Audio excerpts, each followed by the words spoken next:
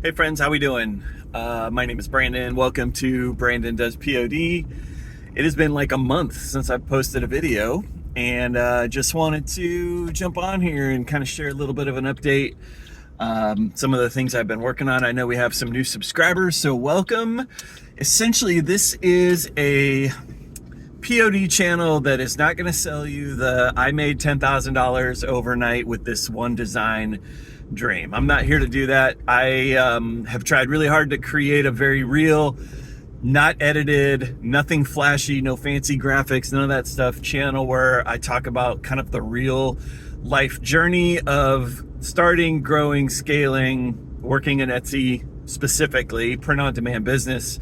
Although you could apply, I think, a lot of the things that we talk about here to other channels as well.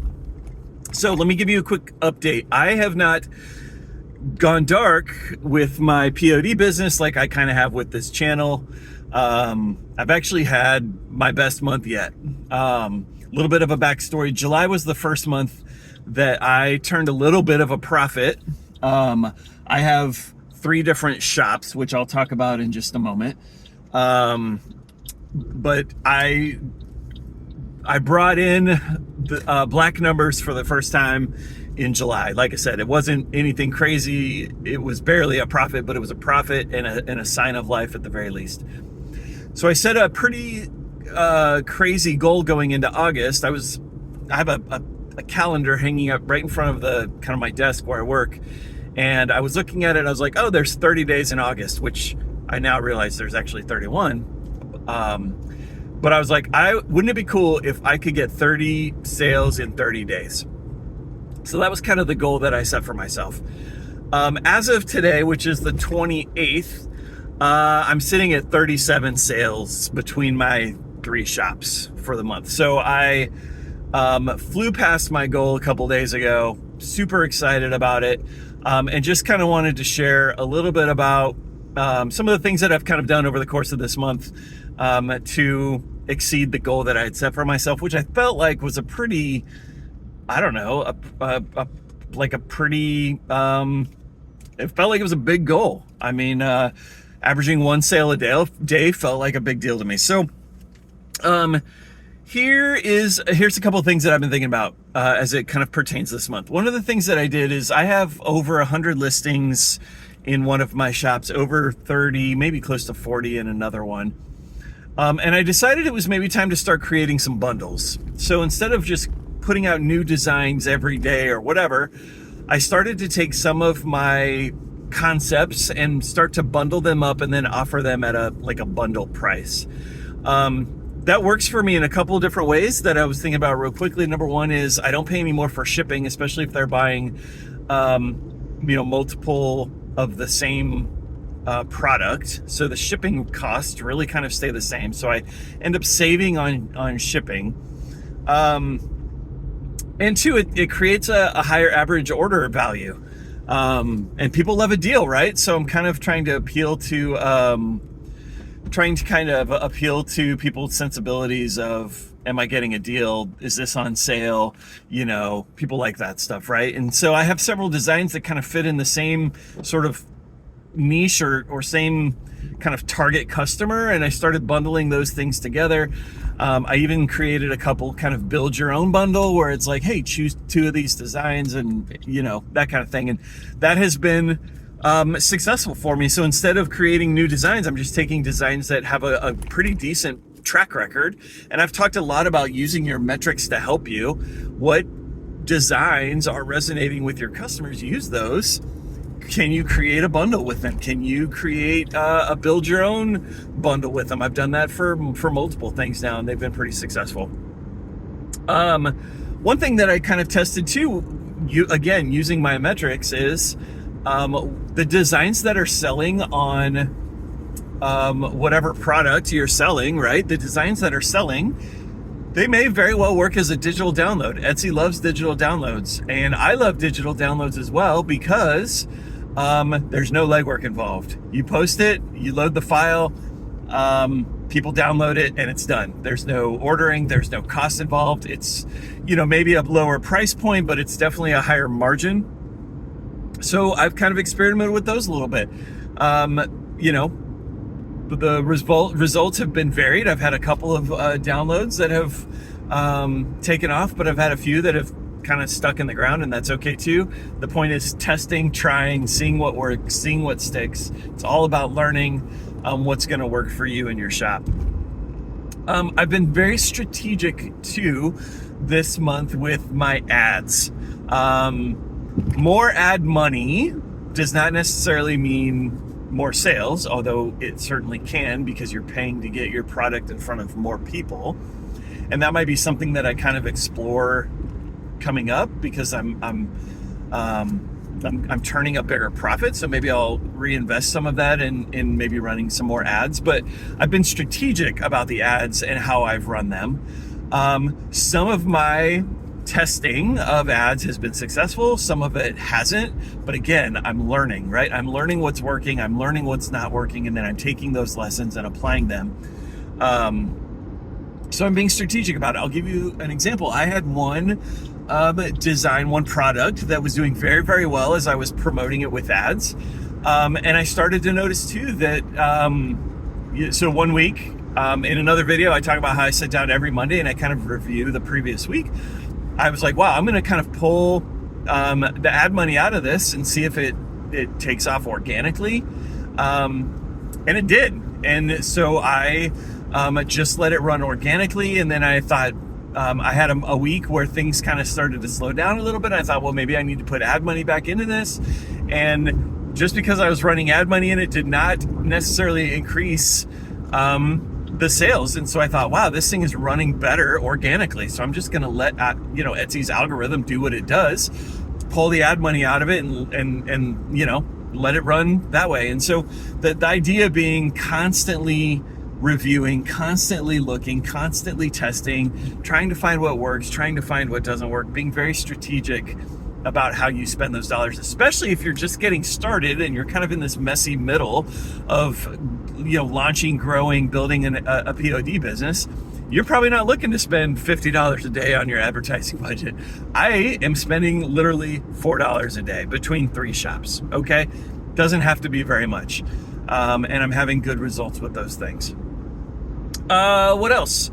I got some, this is the time, my friends, especially if you're new in this, if you don't have fall designs listed by now, make it a goal to get it done by the end of August. Okay. September is when those, fall designs start to really take off, especially going into, pumpkin spice latte season. Starbucks already has their fall lineup out. This is the time to get your fall listings, because you want to give Etsy and its algorithm a chance to get to know the best place to place your listings. So get those things live. I spent a lot of time this month getting those fall listings live. One of my best sellers in one of my shops has been a fall themed product, and it kind of caught me off guard. It's August. It's not even September yet. So I have primed myself, and I'm going to continue to prime myself to have a very strong September and a really, really strong October by getting all of those like Halloween themed, fall themed, Thanksgiving themed posted and live, so that Etsy's got a chance to find out what they are and where to place them. So get on that if you haven't done that already. One thing I did too is I had 2 return customers for the first time this month, where somebody bought something previously and then came back and bought something again. A couple of things that happened there. First one is if you're on Etsy and you're using Etsy to sell your POD products, there is a way that you can send a thank you email or thank you code to a customer who's bought something from you, and that code is essentially a code to invite them to come back and get a discount on their next order. If you don't have that set up yet, you really should do that, right? This is your way of saying, hey, thanks for being awesome. Here's a code. If you love the product and you love the customer service, come back and people will use that. So make sure you get that set up. It's under marketing, under sales and discounts. That's very low hanging fruit. Make sure you do that. So I had one customer come back and do that. And the interesting thing about that one is they came back and bought the same stuff. So I feel like they're kind of giving it out to their friends maybe, or maybe they just want to, whatever. So super cool. Make sure you do that. The other one was a customer who reached out to me and saw a product that I had and a design that she liked, but she wondered if I would customize it to her specific state that she lived in. And I was like, yeah, absolutely. So I did that. I responded quickly to the message, created the design, got the listing live, sent her a message saying, hey, the listing is live. And oh, by the way, I created a code saying, because you reached out to me and because I wanted to make sure that you got this, I created a discount code for you. So go ahead and use this and it'll give you whatever it was, 15% off your order. So she had placed an order previously, came back and asked for a specific design. I sent her another code saying, hey, I created this design that you wanted. She went in, placed the order using that code. And I offer this particular design in 2 different sizes, and she couldn't decide between which size she wants, so she bought both. Come on now, that was just a huge victory. So yeah, I've had some success getting customers to come back, and the way that you do that is by, obviously you have to have a great product and a great design, but by providing excellent and super fast responsive customer service.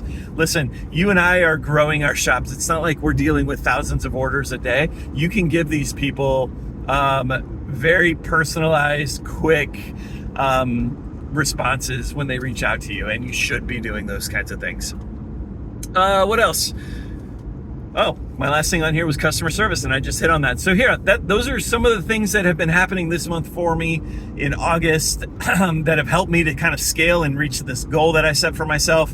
I'm super excited. I'm not stopping now. There's still 3 days, 3 days left in the month. And so I'm going to continue to push hard through the month and then set up some goals going into September. I will try to be a little more active here on the YouTube channel. Like I said, we've had some new folks come in.